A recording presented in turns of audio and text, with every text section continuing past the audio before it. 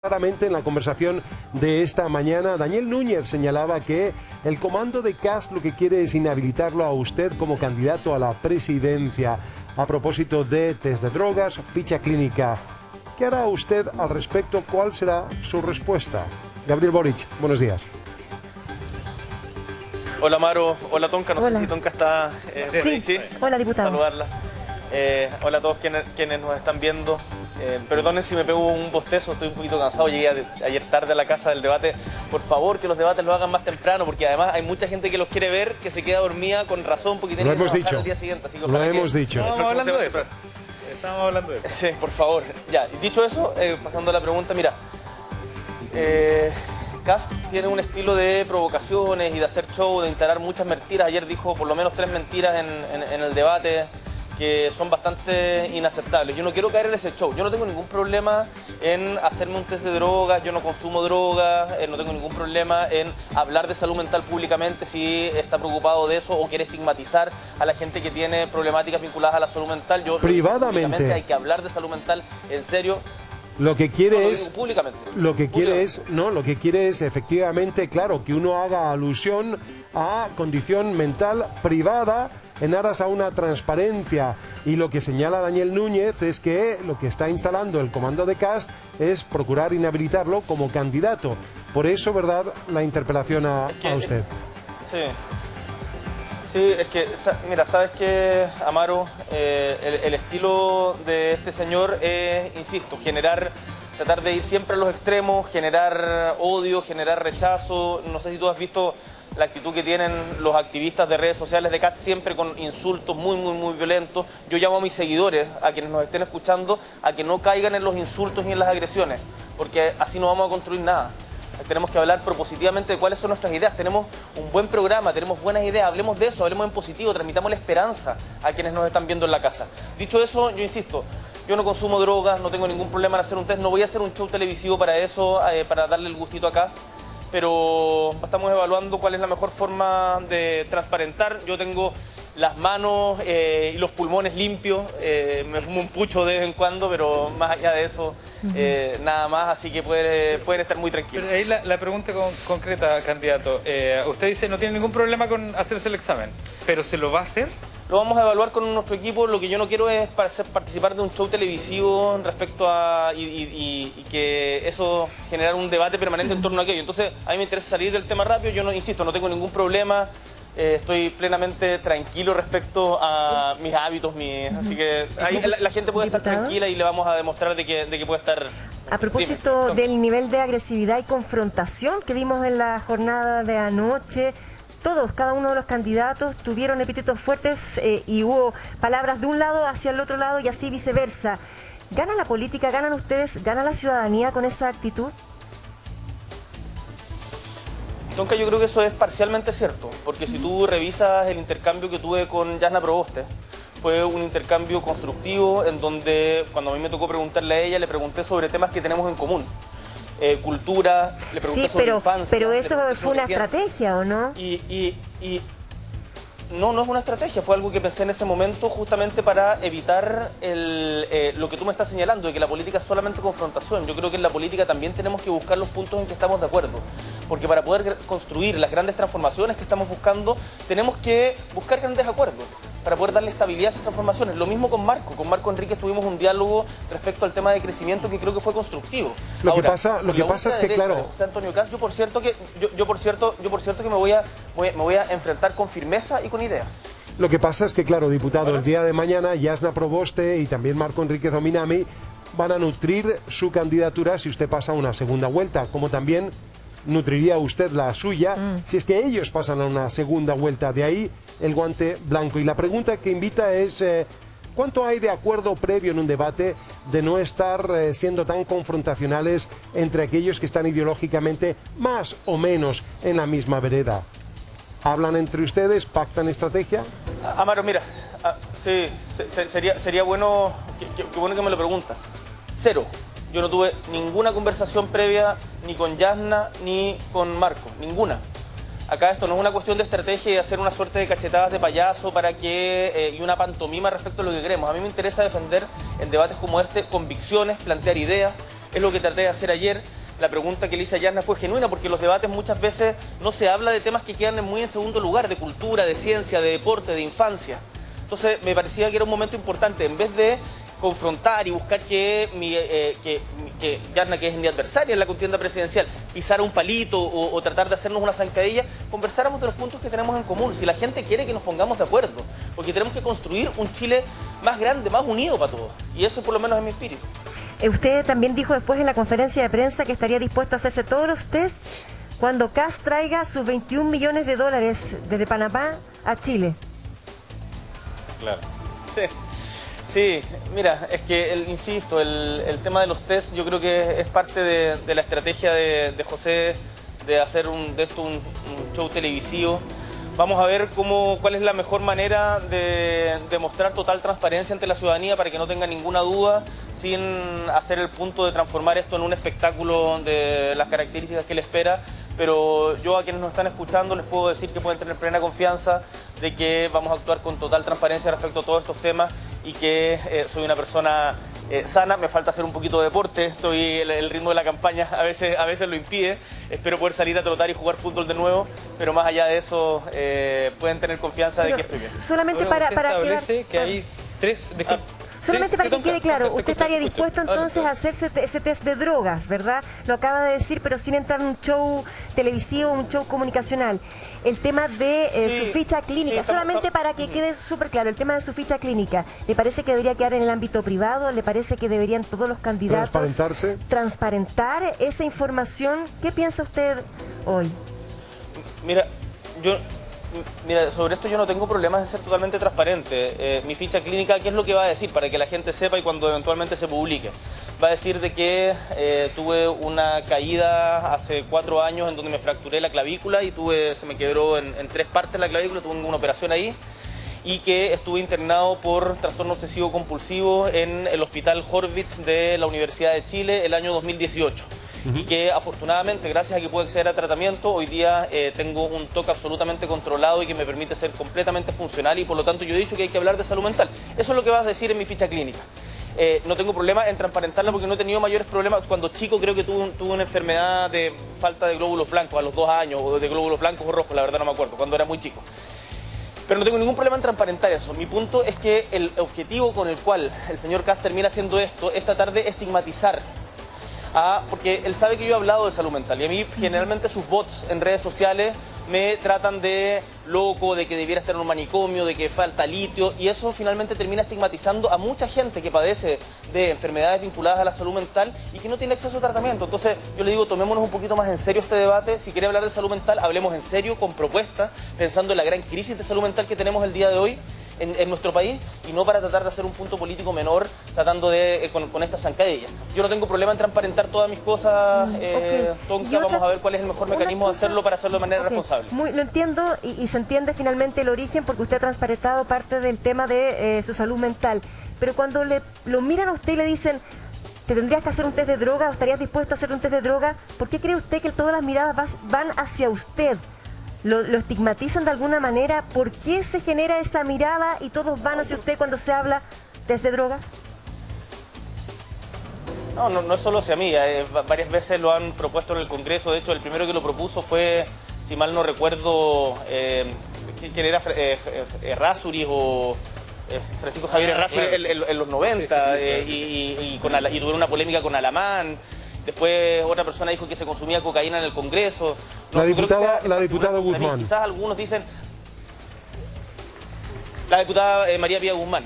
Entonces no es algo que sea ahora particularmente contra mí. Quizás ahora porque creen que, como desde una perspectiva conservadora, ven a los jóvenes como una suerte de cosa que no entienden. Le tienen miedo a la juventud. Y yo le puedo dar con toda tranquilidad y decirle a toda la gente, yo no soy una persona que consume drogas. ¿Nunca he consumido drogas? Y por lo tanto no voy a entrar en la lógica del show televisivo que pretende José Antonio Kast, más allá de que si hay que transparentar y hacer exámenes, vamos a evaluar cuál es la mejor manera de hacerlo. Pero seamos transparentes, diputado, candidato también. ¿Ha consumido droga en algún momento de su vida? He probado la marihuana cuando era más joven, pero hace muchísimos años que no tengo ningún consumo de droga. Yo quiero preguntarle por el tema... Cuéntame, y usted mencionaba... Sánchez. Sí, quiero, es que le quería hacer el punto, Amaro, Dale, dame un por segundito, favor. porque él mencionaba justamente tres puntos, usted lo dijo directamente, mentiras de José Kast, que por lo demás le molestó que le dijera José Kast. ¿Cuáles son esos 3 puntos que usted dice que le falta, la verdad? A ver, él dijo de que, primero, que había que salirse de la ONU, porque la ONU no había condenado a países como Venezuela, Nicaragua y Cuba en materia de derechos humanos. Eso es absolutamente falso. Hay resoluciones de condena respecto a las violaciones a los derechos humanos. En segundo lugar, dijo que Venezuela formaba parte del Consejo de Seguridad de las Naciones Unidas. También totalmente falso. Y en tercer lugar, en el debate anterior había dicho de que en los países en donde se había legalizado el aborto, las mujeres habían aumentado su tasa de mortalidad. Totalmente falso también. Bueno, además mintió respecto a su inversión en paraísos fiscales. Entonces, estas cuestiones se terminan, y hay cuestiones que se naturalizan. Cuando dice, quiero hacer una zanja en toda la frontera de Chile, el periodista no le puede preguntar cuánto cuesta la zanja. El problema de eso es mucho más profundo.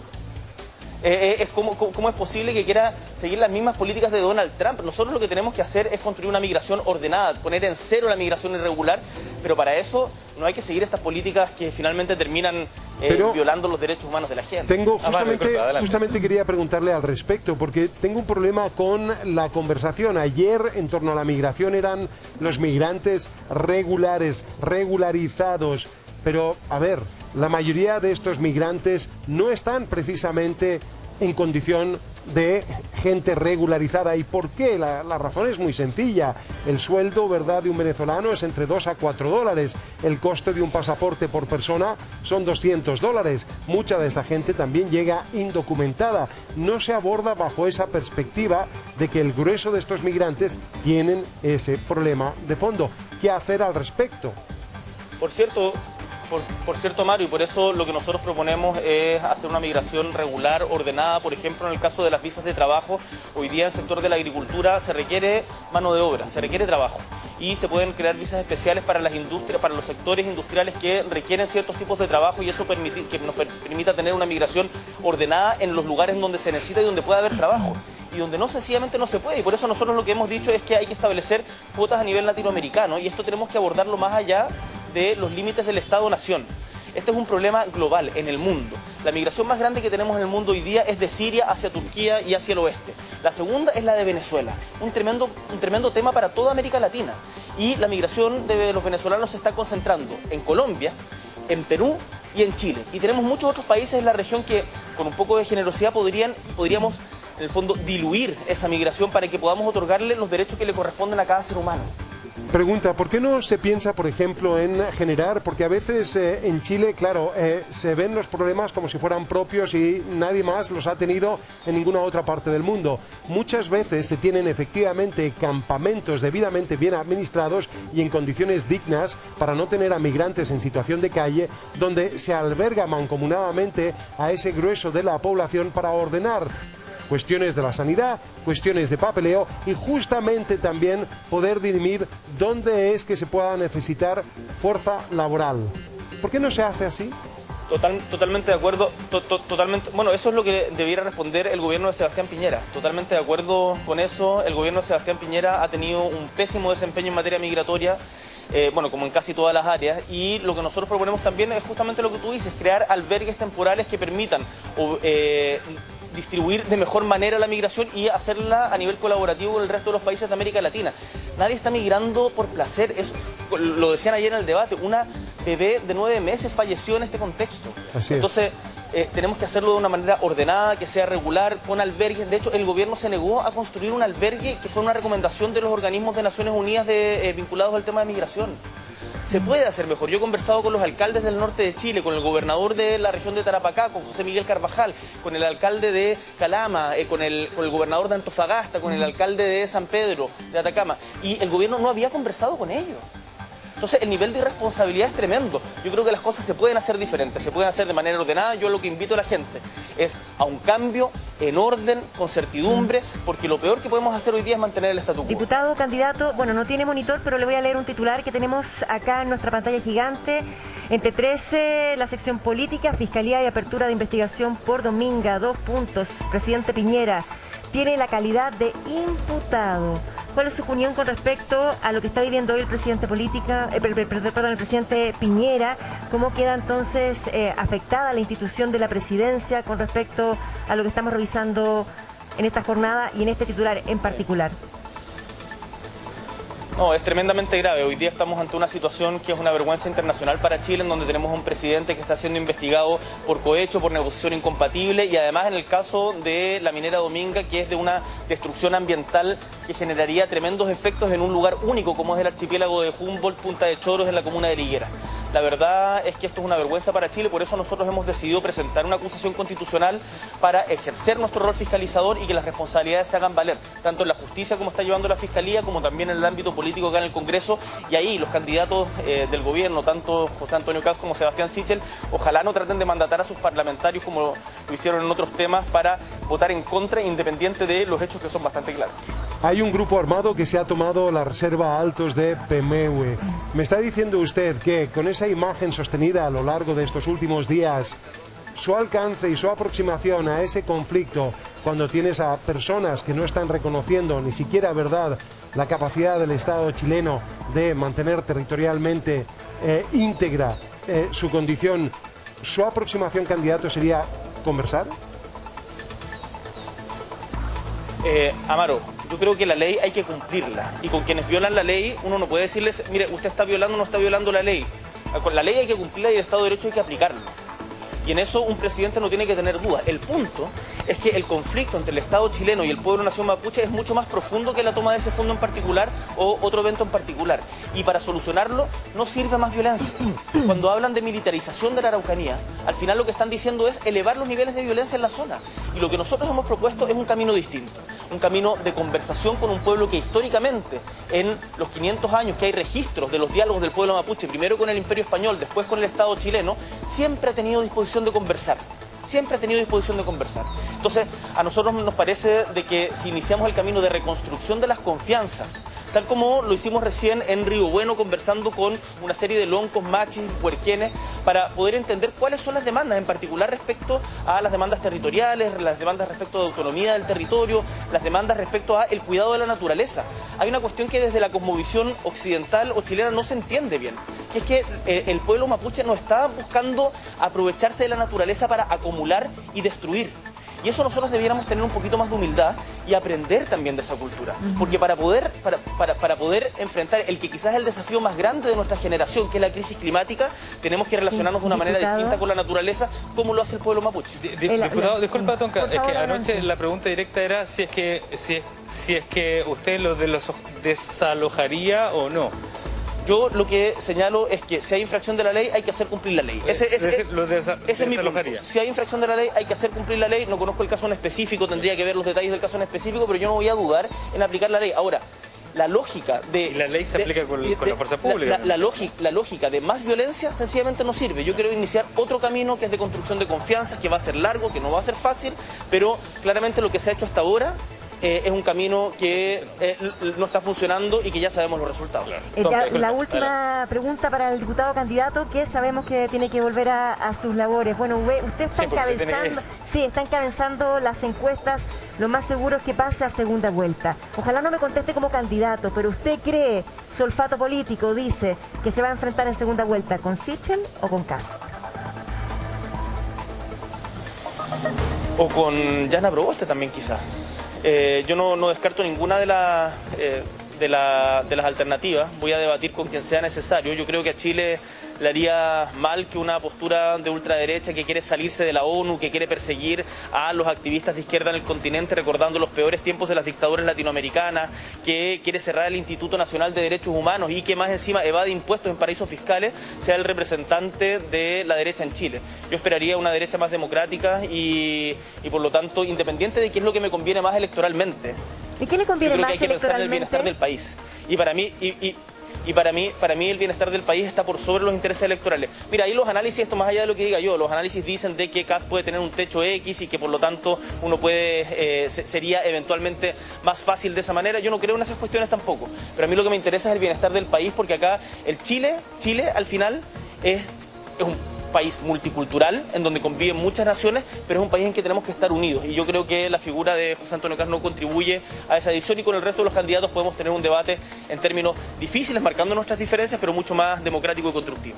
Muchas gracias, Diputado, candidato. agradecerle el tiempo porque sabemos que está bien apurado, la verdad, agradecerle el tiempo. Sabemos que anoche se acostó como a las 3 de la mañana, o que llegó al menos a su casa a las 3 de la mañana, así que bueno. Porque el debate terminó muy tarde, para que la gente... Sí, eso, para aclararlo. Yo pensé que se había ido a celebrar, pero no, se acostó al tiro. Bueno, para pasar el Hoy día estrés, tiene una algo, jornada ¿no? también intensa aquí, justamente. Una jornada intensa.